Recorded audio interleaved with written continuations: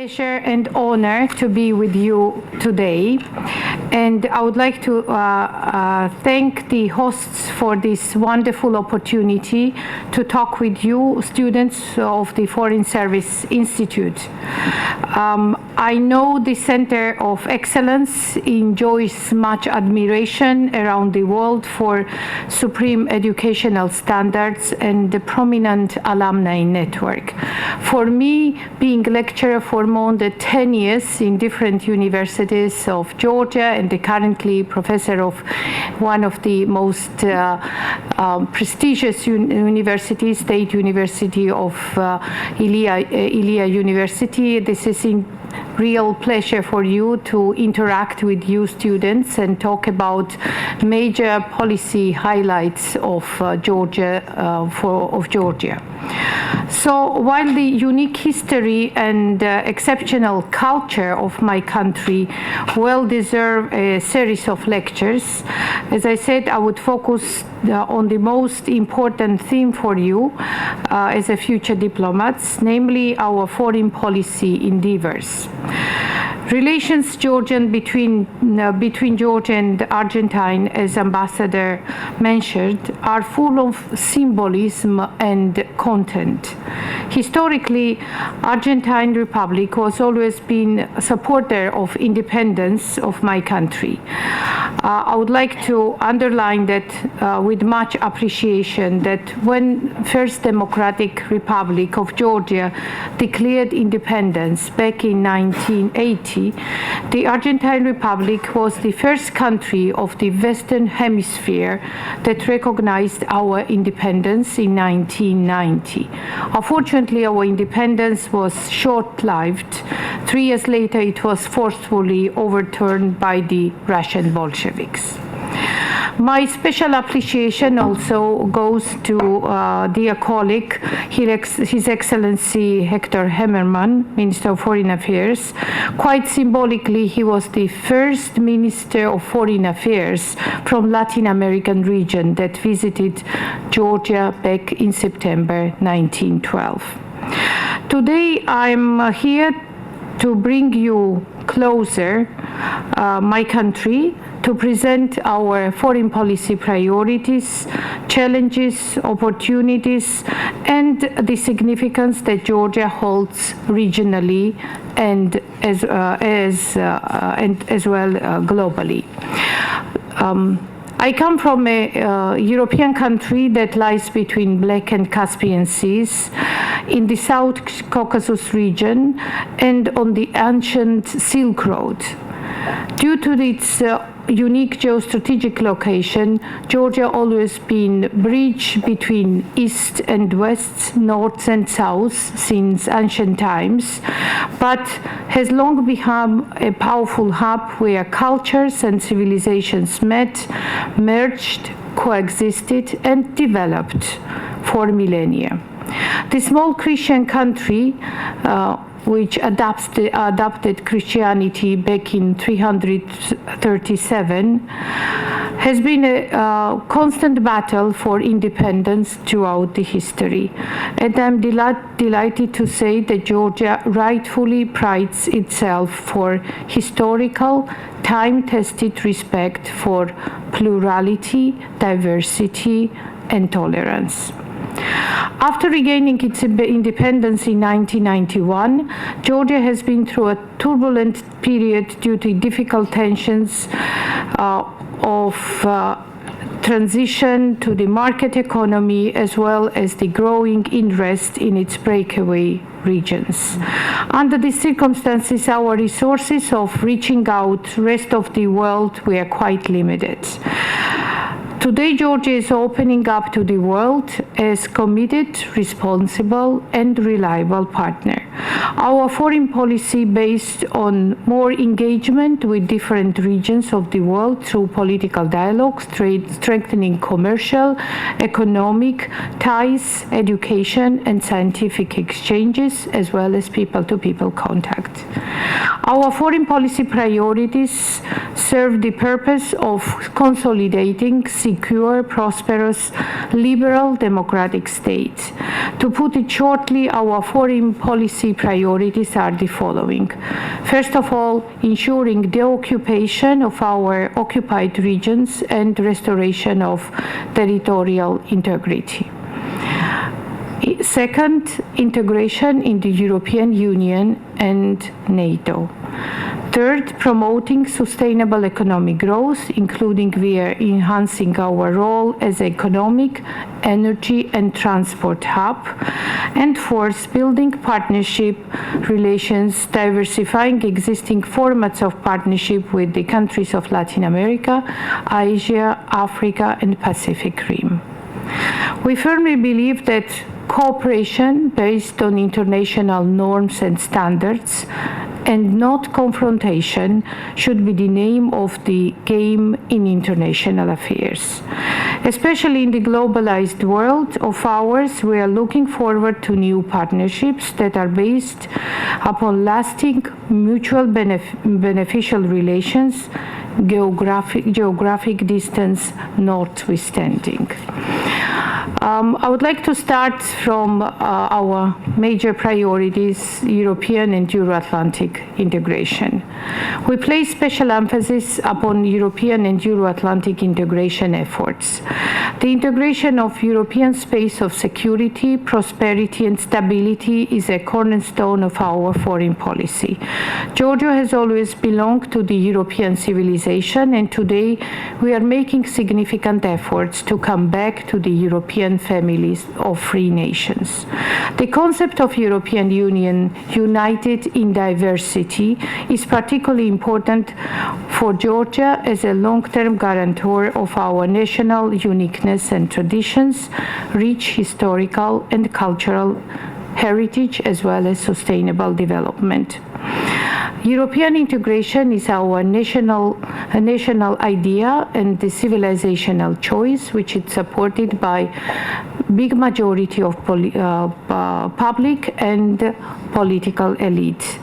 This is the way to return to the family of European nations which Georgia belongs culturally, historically and mentally. And Georgia, despite all the challenges, irreversibly follows this course. In June last year, we signed European Association Agreement with the European Union, which represents qualitatively new framework of cooperation with the European Union and which makes the European integration our domestic policy.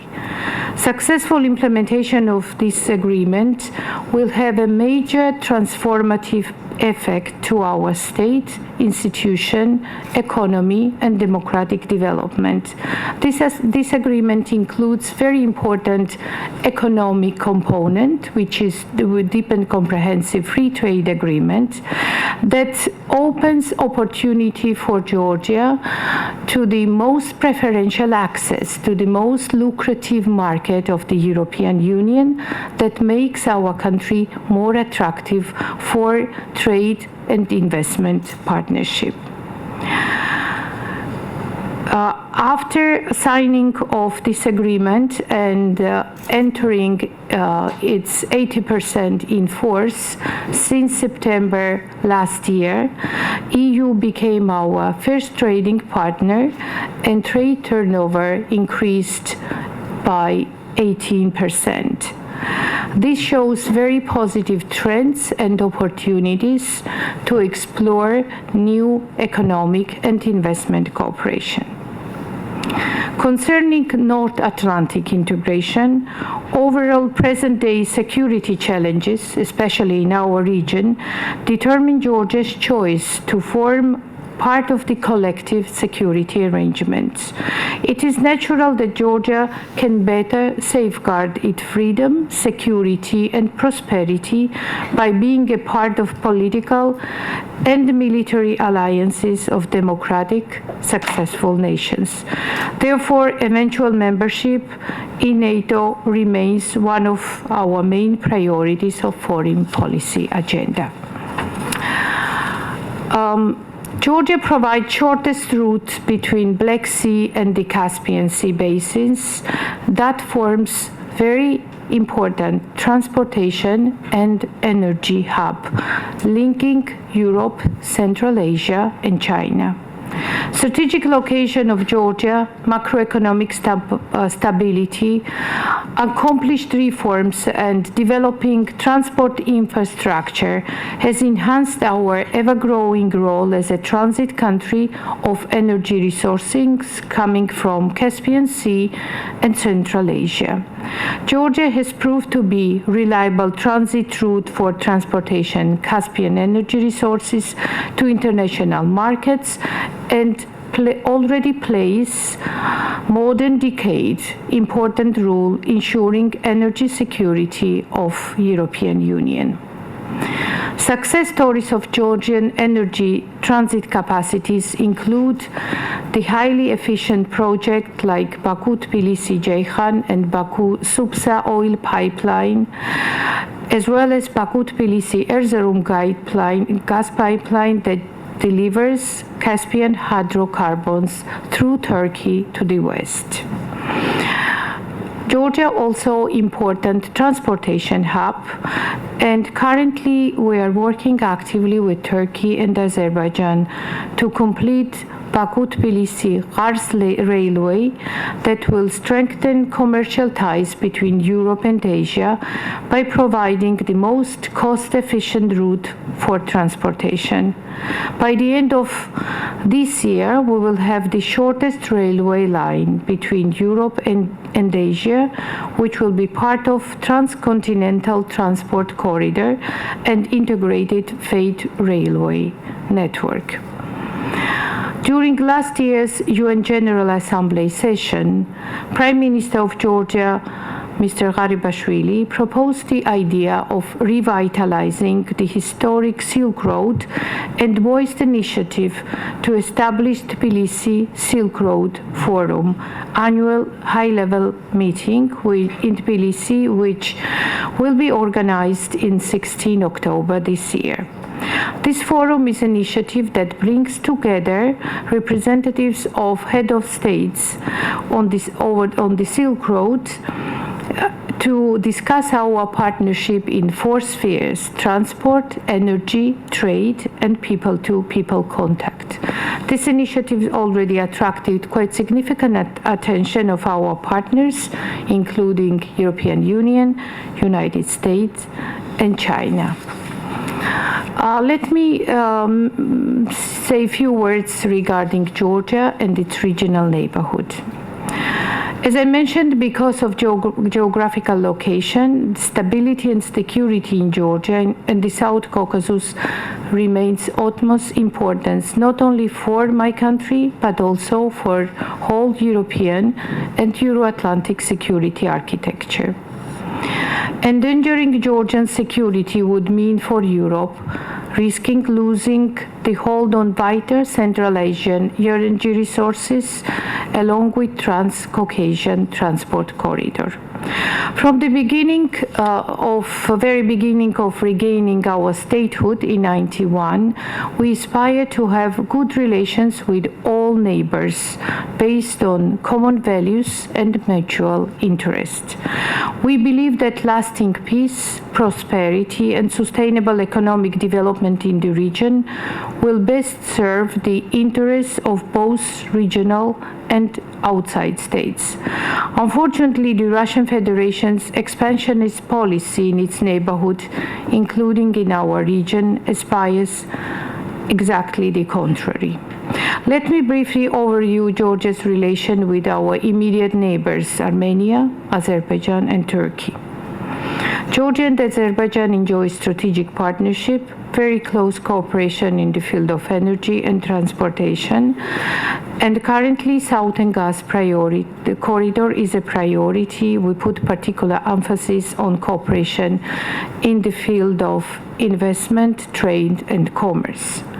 Turkey is another very important strategic partner, largest trading partner, and one of the most important investors. As I mentioned already, Georgia offers reliable transit route through Turkey to access Central Asia and further Europe. In terms of regional cooperation, we'll also enjoy active trilateral cooperation between Georgia, Armenia, and Turkey format, which covers various levels and has become very successful format of regional interaction. We have multidimensional format of cooperation including trade, defense, economy, transport, and culture. Georgia traditionally enjoys good neighborly relations with Armenia and a close cooperation in all areas of mutual interest. Armenia is an important trading partner. Georgia aspires further strengthening trade and economic relations. In this light, Georgia's European integration and Armenia's integration into the Eurasian Economic Union has particular importance for preservation of existing liberal regimes of our bilateral trade. Georgia continues to be important partner for landlocked Armenia in terms of transportation and transit. People-to-people and cultural contacts between our countries are successfully developing. The most important challenges are relations with Russian Federation and also the challenges of occupation regions of Georgia. Despite our efforts, as I said, to build good partnership relations with all our neighbors, we continue to face significant challenges emanating from Russia's destructive policy vis-à-vis to Georgia. Unfortunately, Russia has been practicing expansionist policies toward Georgia for more than decades. We, under this aggression since early 90s, from the very moment of regaining independence. Russian action fueling separatism beginning already during the final days of the Soviet Union did cause a great ordeal in Abkhazia and Tkhinvali region, which erupted in waves of ethnic cleansing of Georgians. This culminated in 2008 with a full-scale Russian invasion and occupation of 20% of Georgian territories, regions of Abkhazia and South Ossetia Tkhinvali region. Unfortunately, at that time, reaction of international community was not adequate enough, and business as usual with Russia continued too quickly. As I mentioned, the occupation and restoration of territorial integrity with internationally recognized borders represent greatest challenge for Georgia today. We believe that strong and unanimous position of the whole international community is essential to make Russia respect its neighbors and comply with the norms and principles of international law. Despite this challenging situation, in October 2012, the new government of Georgia declared its de-escalation policy towards Russia based on full respect of Georgia's national interests, primarily the inviolability of sovereignty and territorial integrity. Through the appointment of Prime Minister's Special Representative, Special Envoy for the relations with Russia, we tried to explore new avenues of restoration trade, economic relations, and people-to-people contacts. There are positive developments in these directions. Trade embargo was lifted, transport links revitalized, and people-to-people contact restored. But the main issue, the main red lines remain the same. And despite the fact that Georgia pledged non-use of force on multiple occasions, Russia, on contrary, has been refusing to reciprocate. We remain constructive and cooperative in Geneva International Discussions, which is the only international format to discuss security and stability on the ground, despite the attempts from de facto authorities to disrupt the process of negotiations. Unfortunately, Russia has been particularly responsive to our constructive approach. The situation even worsened on the ground when, in November last year and in March this year, Russia and occupied regimes in Sukhumi and Tskhinvali signed so-called treaties providing de facto integration of these regions into Russia, which is the step towards annexation of our sovereign territories. The process of installing of barbed wires and fences are continued, reaching already 60 kilometers along the occupation line, including the Georgian-controlled territory. And this process continues as we speak, affecting thousands of people living there, not to mention hundreds of thousands of displaced population. Violation of human rights, depriving local population from right of free movement, having schools in the mother tongue, and having interaction between the rest of the Georgia is part of the daily activities. Russia, in addition, keeps thousands of military personnel and advanced weaponry of offensive nature in the occupied regions. As I said, Georgia counts on international community to support its measures to further prevent the violation of fundamental principles of international law. We hope that growing support from international community will help us to prevent current deterioration situation in the conflict zones, which might have negative impact to the whole security in the region. In this regard, the resolution of status of internally displaced persons and refugees from Abkhazia and Tskhinvali region of Georgia, which we annually table on the UN General Assembly, remains one of the priorities of our diplomacy. It should be emphasized that 75 countries supported this resolution this year, attesting the right for the safe and dignified return of hundreds of thousands of IDPs and refugees, and reaffirming its inadmissibility of forceful demographic change. Coming back to Georgia's relations to Latin America, relations between Georgia and Argentina. The 21st century is a truly global age, bringing about both global opportunities and global challenges.